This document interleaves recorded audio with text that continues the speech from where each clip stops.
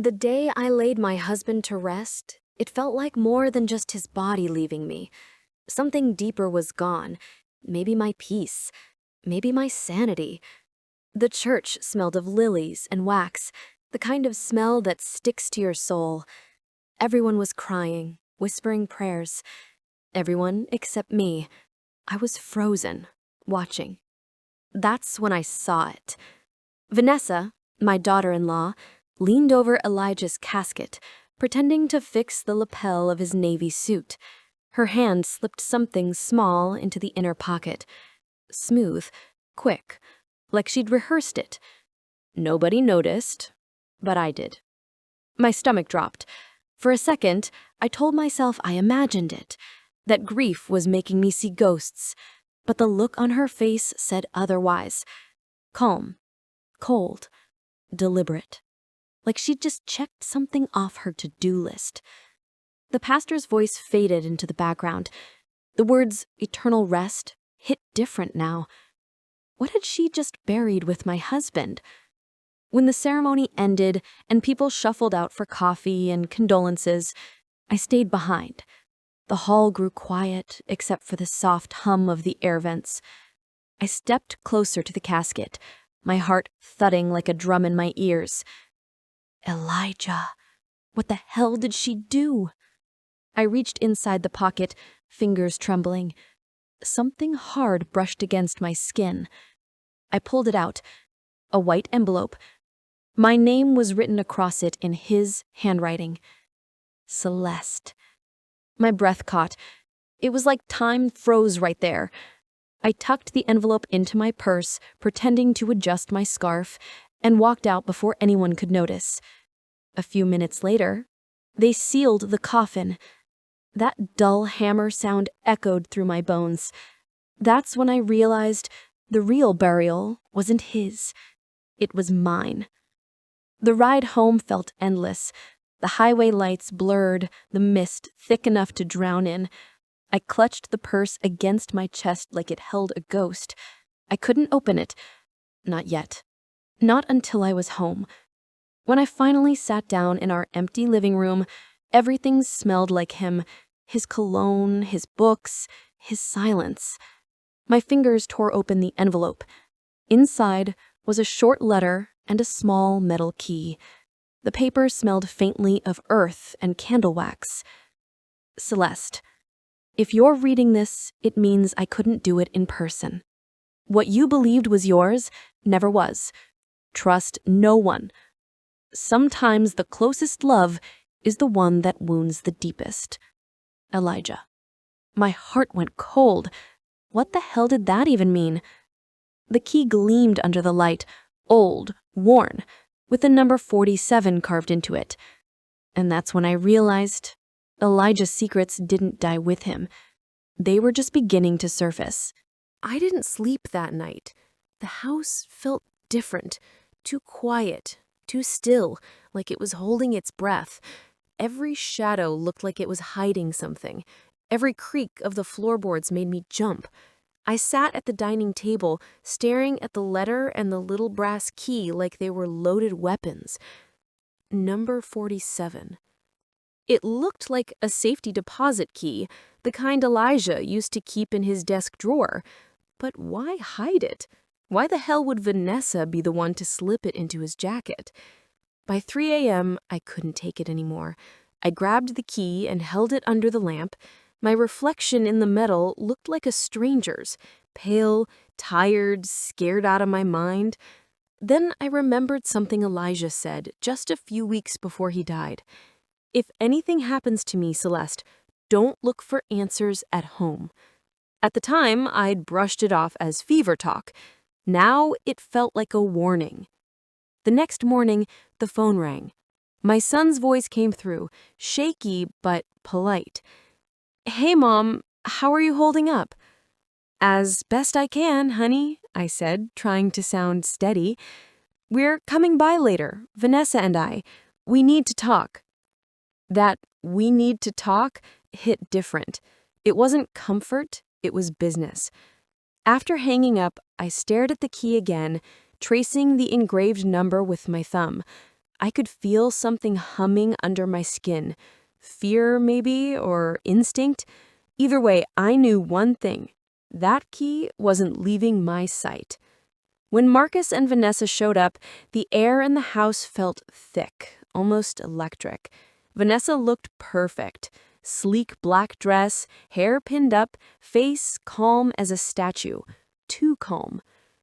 "How are you feeling, Celeste?" she asked, voice soft but calculated. "Tired," I said, forcing a smile, but calm. Marcus hugged me. His hands were cold.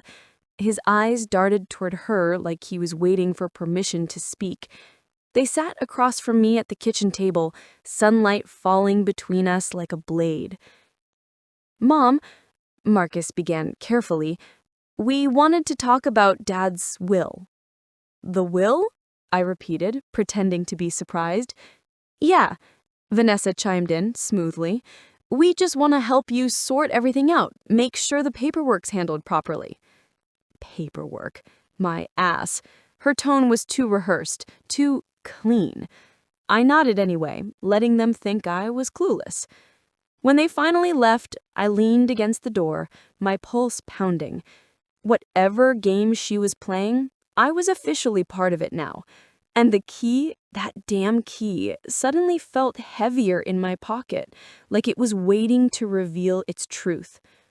Tomorrow, I was going to find out what Box 47 was, but I had no idea it was about to change everything I thought I knew about my husband. The next morning felt different. The sun peeked through the curtains like it wasn't sure it should even be there. I dressed quietly, gray coat, hair pinned up, purse tight under my arm, and slipped out of the house before Marcus could call again. The city bus groaned down the street, brakes squealing like an old ghost. I took a seat by the window and clutched the key in my hand. My fingers had memorized its weight. My mind kept looping one thought. If Elijah wanted me to have this, why did Vanessa deliver it? The ride felt endless. People got on and off, laughing, scrolling their phones, living normal lives. I wasn't part of that world anymore. I was chasing a dead man's secret. When I finally reached the bank, the air inside smelled of carpet cleaner and tension.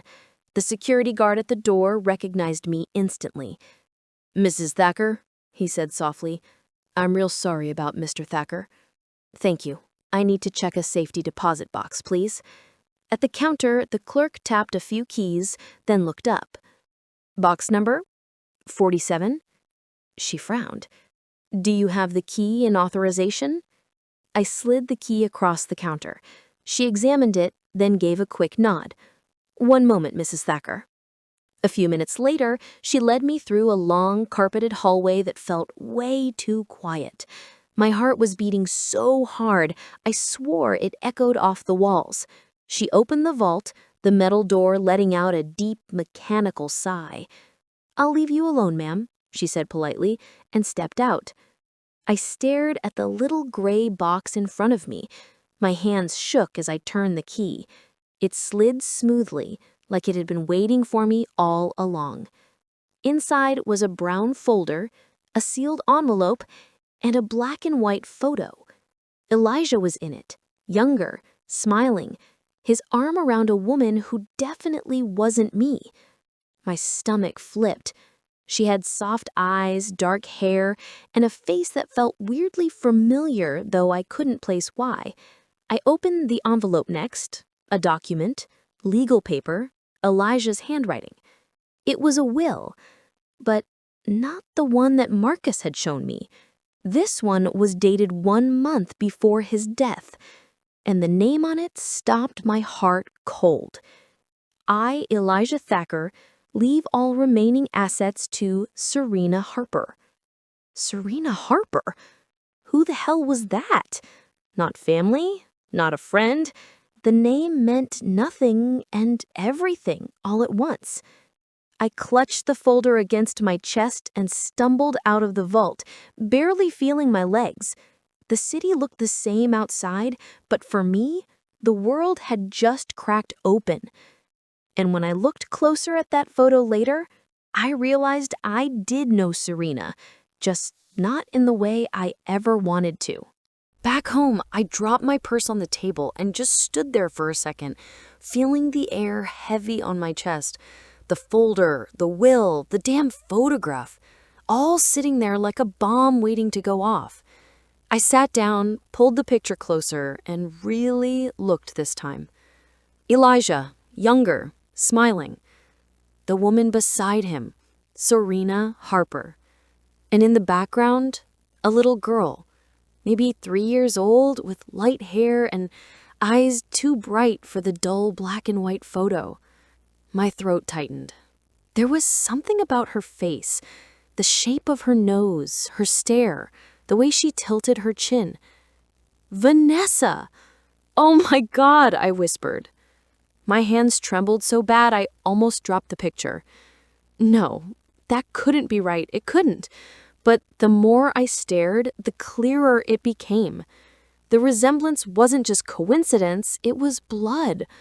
The phone rang, making me jump. "Mom," Marcus said, his voice gentle. "You okay?" "Yeah, honey, just tired." "Vanessa said you seemed off earlier." "Of course she did. I'm fine," I lied. "Just need some rest." I hung up before he could ask more. My eyes went back to the letter Elijah left me. What you believed was yours never was. It hit me like a damn freight train. Elijah wasn't just talking about money. He was talking about family. I needed answers, and I knew exactly where to start. By afternoon, I was sitting in Attorney Lawson's office, the man who'd handled Elijah's will for years. The place smelled like dust and secrets. He greeted me with that polite voice lawyers use when they're about to tell you something you don't want to hear. "Mrs. Thacker," he said, "I'm so sorry for your loss." "Thank you," I muttered. "I need to talk about Elijah's will. Both of them." He blinked. "Both?" I slid the newer one across his desk. His eyebrows shot up as he read it. "I've never seen this before. But the signature, it's definitely your husband's." "Who's Serena Harper?" I asked. He rubbed his chin. "That name rings a bell. Wait." He turned to an old filing cabinet and pulled out a faded folder. "Here it is. 30 years ago, Elijah filed a child support agreement under that name." My mouth dried. "Child support for who?" He hesitated. "A daughter. The name was later blacked out. Looks like someone wanted it gone." I felt like the floor disappeared beneath me. All this time, my husband had another family, another life. And that little girl, the one in the photo, had grown up to marry my son. That night, I realized something terrifying. Vanessa didn't just marry into my family. She was born from the secret that could destroy it. I sat in my car outside the lawyer's office for what felt like hours, just staring at the steering wheel. My heart was thudding so hard I could hear it in my ears. Elijah. My Elijah. He'd had a child with another woman, and that child was now my daughter-in-law, the same woman who slipped that key into his casket. I could taste the betrayal on my tongue. By the time I drove home, the sun was low, bleeding through the clouds like an open wound. And who was waiting for me right there on the porch? Vanessa. Of course. Leaning against the railing like she owned the place, a fake smile plastered on her face. "Evening, Celeste," she said sweetly. "You've been out all day." "Just taking a walk," I muttered, brushing past her. "Marcus is worried, you know. He hasn't been himself since the funeral." "Neither have I shot back. I turned to her. "You wanted something?" She gave me that half smile, the kind people wear when they're holding back a secret. "Just wondering if you found anything."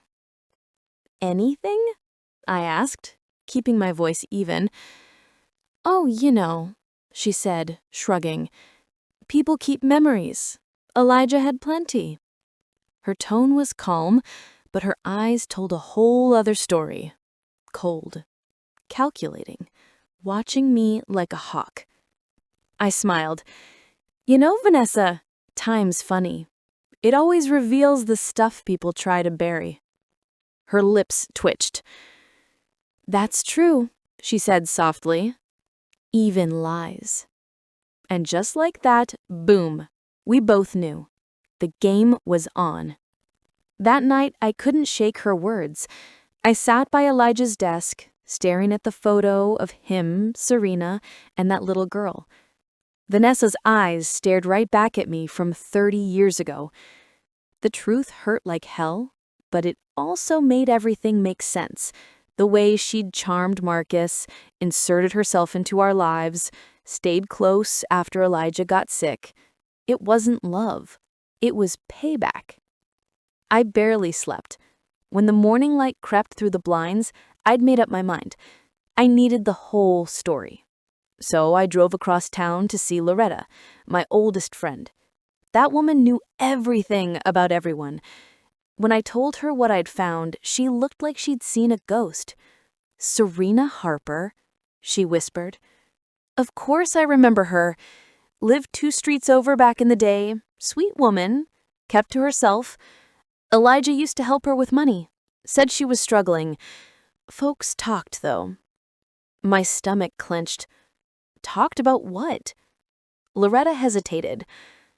That her little girl's daddy was a married man. And right then, I knew the rumors weren't rumors anymore. If I thought the truth was painful, I hadn't met the kind of revenge that could burn down an entire family. And Vanessa was just getting started. By the time I pulled back into the driveway, my head was spinning. Loretta's words echoed in my mind like a curse. Elijah helped her. Folks talked. Yeah, they talked. And maybe I should have listened 40 years ago. Vanessa was in the garden when I got home, watering the lemon tree like she didn't have a care in the world. Sunlight caught her hair just so. Like even nature couldn't decide if it should love her or fear her. She turned, smiling that cool, perfect smile. Lovely morning, isn't it, Celeste? Depends on who you ask, I said, setting down my purse. She tilted her head, eyes sharp. Something on your mind? Actually, yeah, I said quietly. I was thinking about your mother. For the first time, her face slipped, just a flicker, but I saw it, a shadow across her expression. My mother, she said slowly. Yes, Serena Harper. The watering can hit the ground, clattering against the stones. Silence stretched between us like a wire pulled tight. So, you know now. Yeah, guess you weren't planning to keep it hidden forever. She laughed softly, not like she found it funny, but like she'd finally stopped pretending. Only until I finished what I came to do. My gut tightened. What the hell does that mean?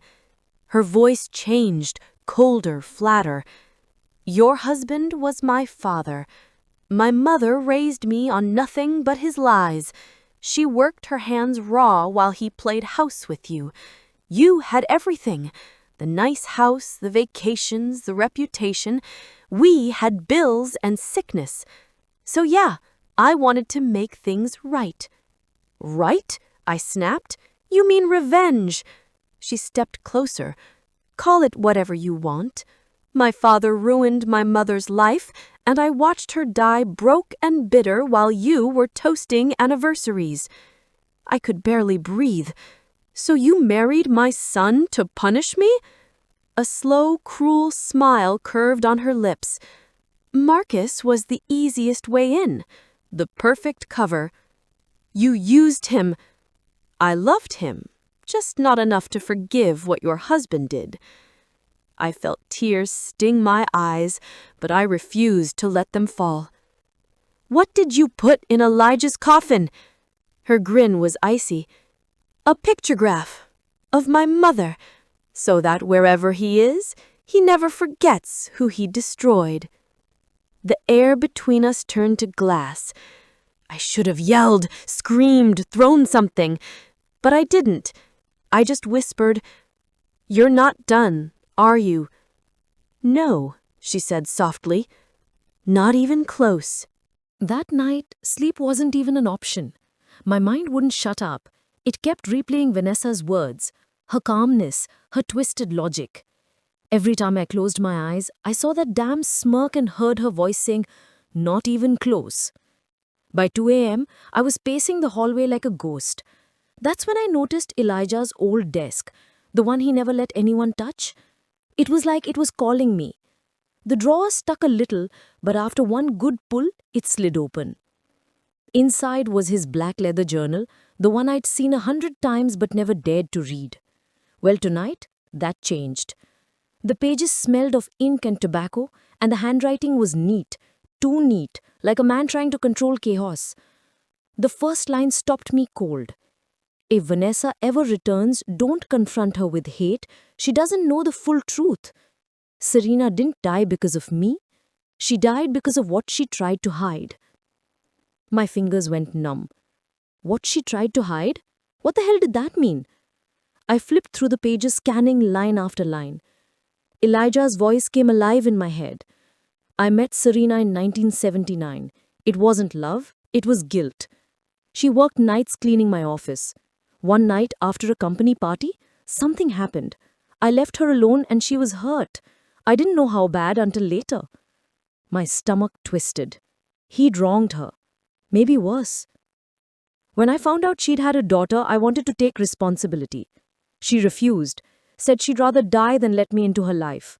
But years later, someone told me she didn't die, she changed her name.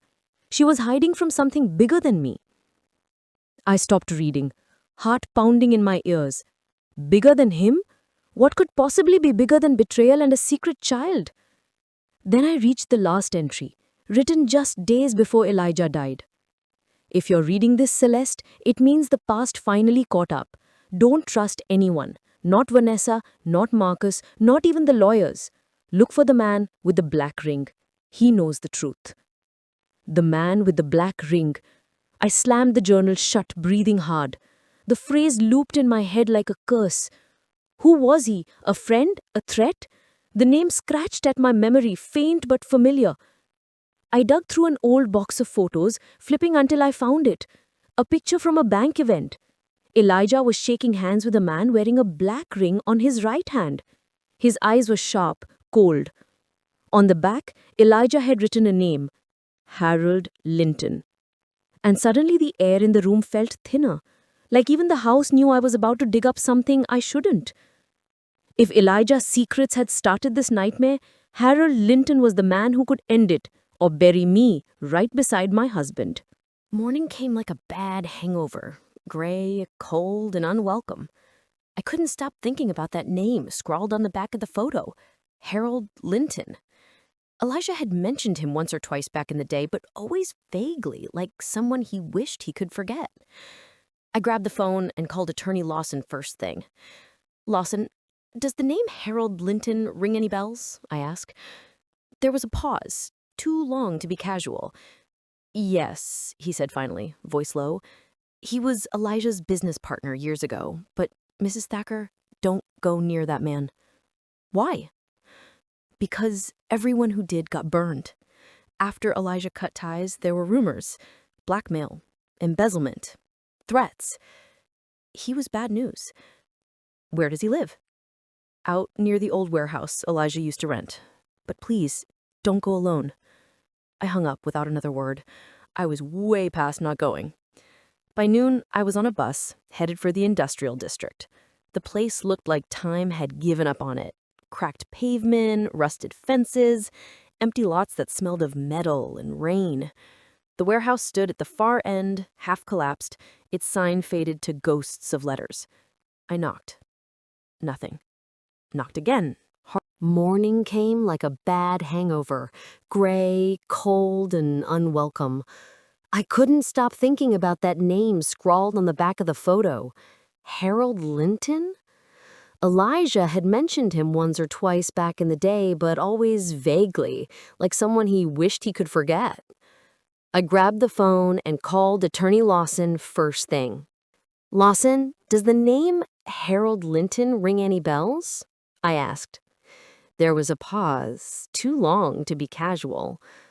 "Yes," he said finally, voice low.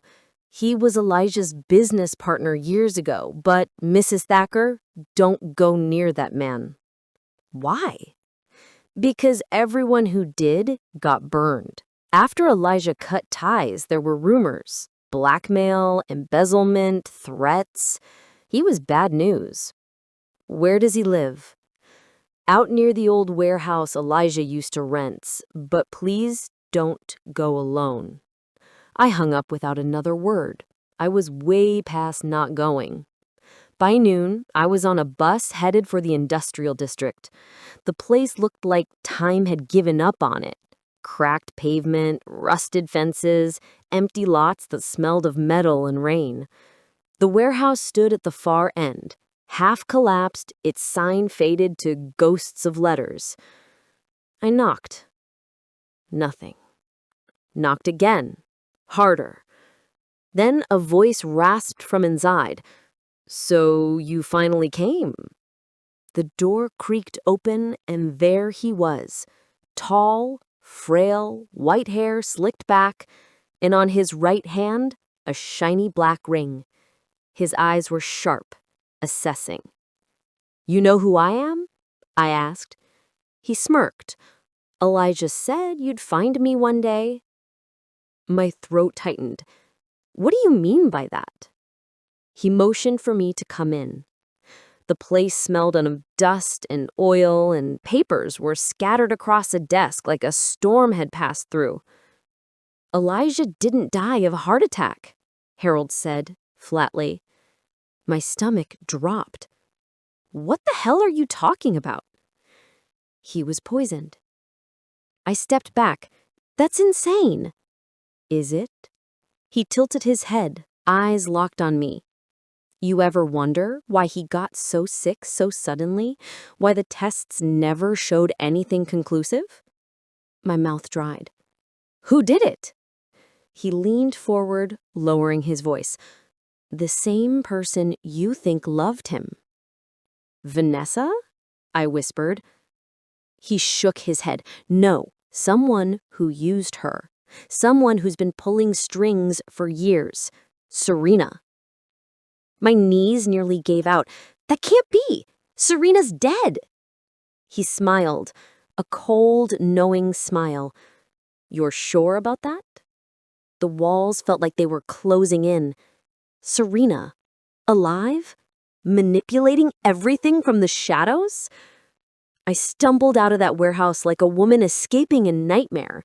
But deep down, I knew I hadn't escaped a damn thing. I'd just opened another door. If Serena was alive, then the story wasn't over. It was only waiting for me to walk straight into its final act. The next morning, I couldn't shake Harold's words. "You sure about that?" They played in my head like a broken record. Serena, alive? Pulling strings? Using Vanessa? None of it made sense, and yet it explained everything. I spent hours pacing, reading Elijah's journal over and over. Every line sounded different now, darker. Maybe he'd known all along that Serena never really died. Then the phone rang. I nearly jumped out of my skin. "Mrs. Thacker?" It was Harold. His voice sounded grave. "I found her." My heart stopped. "Serena?" "Yes. She wants to see you. Tonight. Bayview Hotel, room 204. But don't go alone. Don't trust anyone." He hung up before I could respond. I stood there for a full minute, staring at the phone, shaking. I knew what I should do. Call Marcus, call the police, call anyone. But I didn't. Some things you just have to face yourself. When night fell, I drove to the Bayview Hotel. The place looked like something out of an old noir movie. Flickering lights, peeling wallpaper, a lobby that smelled like smoke and regret. The clerk didn't even ask my name, just nodded toward the second floor. Room 204. I knocked once. A voice came from inside, soft but steady. "Come in, Celeste. I was expecting you." The room was dim, the curtains drawn. A single lamp glowed in the corner. A woman sat by the window, hair silver white, shawl draped around her shoulders. When she turned toward me, my breath hitched. "Serena," I whispered. She smiled faintly. "So, it's you, the widow." We just stared at each other. Decades of pain set between us, thick as smoke. "You ruined my life," she said quietly. "I could say the same about you," I replied. She sighed. "Don't fool yourself, Celeste. Elijah destroyed both of us. You got the life I was promised, the house, the comfort, while I got shame and a child he abandoned." My chest tightened. "And that child, Vanessa, she's your weapon now?" Serena's expression hardened. "My daughter made her own choices." "Don't lie to me," I said sharply. "You used her." Her eyes flickered, maybe guilt or pride. "I gave her the truth, Celeste. What she did with it, that's not on me." Before I could respond, the door burst open. "Mom!" Vanessa stood there, eyes wild, tears streaming, a pistol shaking in her hand. Serena gasped. "Vanessa, no! You made me do this! You made me hate him! You made me hate everyone!" I raised my hands. "Vanessa, please, put it down." She was trembling, her voice breaking. "He ruined her life, and she ruined mine." For a split second, I thought she'd pull the trigger. But instead, she fell to her knees, sobbing. Serena rushed to her, wrapping her arms around her daughter as they both cried like broken children. I thought the nightmare was ending in that hotel room, but I had no idea the truth was still waiting to finish us all. Police sirens painted the night red and blue as they swarmed the hotel. Someone, maybe Harold, must have called them, because I sure didn't. I was still frozen in that room, watching Serena hold her daughter like she was trying to rewrite the past with a hug. Vanessa didn't fight the cops when they came. She just stared at me with hollow eyes. "You think this makes you the good guy?" she whispered. I shook my head slowly. "There aren't any good guys left, sweetheart. Just survivors." They cuffed her, and as the officers led her away, she looked back at Serena and said in a voice that barely sounded human, "You said he deserved to die." Serena's body sagged, her face collapsing into years of regret. "I never meant," she started, but her voice cracked. She didn't have to finish. The damage was already done. When they escorted her out too, handcuffed, frail, defeated, I felt something inside me give way. It wasn't relief, exactly. It was emptiness. Like every lie had finally burned out, leaving just ashes behind. By the time I got home, the sky was turning gray. I sat on the porch, watching dawn crawl up over the street, and for the first time in months, the world felt quiet. Not peaceful, just quiet. In the days that followed, the truth unraveled, like a slow bleed. The autopsy couldn't prove Elijah had been poisoned. No solid evidence, just traces of something suspicious. Vanessa was charged instead with fraud and identity theft. Serena was put on house arrest, too sick and too old to stand a full trial. Marcus, my poor boy, he was shattered. The day the police took his wife away, he dropped to his knees right there in my living room. "Why, Mom? Why did she do all this?" he sobbed. I didn't know what to tell him. How do you explain to your son that love can be poisoned long before it kills? He left the city a week later, said he needed distance. I let him go. Sometimes the only way to heal is to stop looking at the wound. 6 months passed, the garden started blooming again. The lemon tree, Vanessa's lemon tree, was full of fruit. I'd sit there with my coffee, watching the sun rise, and think about everything we lost chasing the truth. One afternoon, Attorney Lawson came by with another envelope, Elijah's handwriting on the front. My heart stuttered. Inside was a short letter. Celeste, if this reaches you, it means everything came to light. I never loved Serena like I loved you. My silence was my sin. I wanted to help, not destroy. I hope you can forgive me, not for me, but for you. Elijah. I cried until I couldn't anymore. Forgiveness didn't come easy, but for the first time, it felt possible. Because truth doesn't set you free, it just stops the bleeding long enough for you to breathe again. But the real freedom, the kind that heals, would come later, when I finally learned how to live with what the truth left behind. 6 months. That's how long it took before the silence stopped feeling like punishment. Every morning I sit on the porch with my coffee, watching the sunrise crawl over the rooftops. The lemon tree sways in the breeze, the one Vanessa used to water like nothing was wrong. It still blooms, strong, stubborn, beautiful. Maybe that's life's way of saying, you made it. The house feels bigger now, but not empty. It's peaceful, like it's finally exhaled after years of holding its breath. I've painted the walls, fixed the leaky faucet Elijah always ignored, and started writing everything down. Not for me, for whoever comes after. Maybe another woman who needs to know she can survive being broken. Marcus calls sometimes. His voice sounds older, heavier. He's living by the coast now. Fishing, he says. Healing, I hope. We don't talk about Vanessa much. There's nothing left to say. Some wounds don't need words. They just need time. As for Vanessa, she's serving 20 years. Not for murder, but for the lies she built her life on. I wrote her once. Not out of hate, out of mercy. You were raised in the dark, I told her, but that doesn't mean you can't learn to live in the light. You were born into pain you didn't choose, but you don't have to pass it on. The chain can end with you. I don't know if she ever read it.